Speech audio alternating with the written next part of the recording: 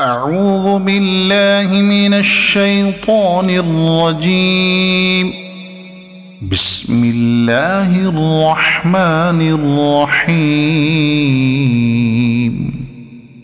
وممن حولكم من الأعراب منافقون ومن أهل المدينة مرضوا على النفاق لا تعلمهم نحن نعلمهم سنعذبهم مرتين ثم يردون إلى عذاب عظيم وآخرون اعترفوا بذنوبهم خلطوا عملا صالحا وآخر سيئا عسى الله أن يتوب عليهم إن الله غفور رحيم.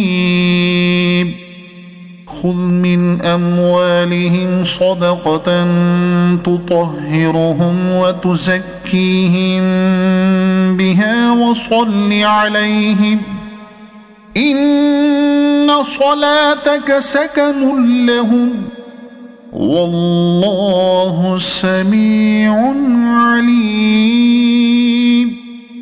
ألم يعلموا أن الله هو يقبل التوبة عن عباده ويأخذ الصدقات وأن الله هو التواب الرحيم. وقل اعملوا فسيرى الله عملكم ورسوله والمؤمنون وستردون إلى عالم الغيب والشهادة فينبئكم بما كنتم تعملون. وآخرون مرجون لأمر الله إما يعذبهم وإما يتوب عليهم والله عليم حكيم.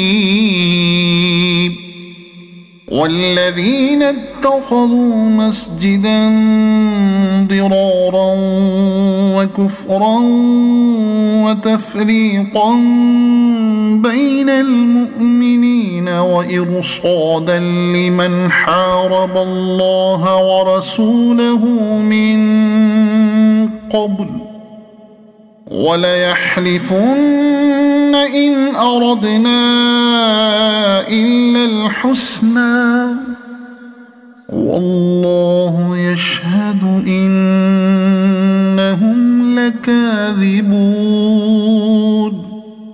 لا تقم فيه أبدا لمسجد أسس على التقوى من أول يوم أحق أن تقوم فيه رجال يحبون أن يتطهروا والله يحب المطهرين.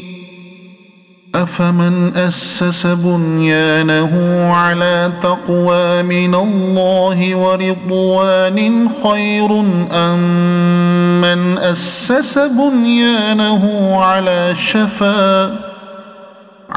شفا جرف هار فانهار به في نار جهنم والله لا يهدي القوم الظالمين.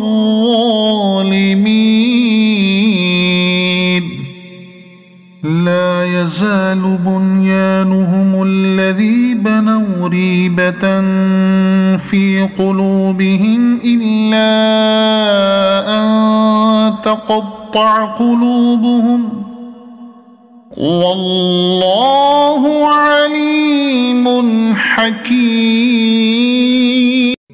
صدق الله العظيم.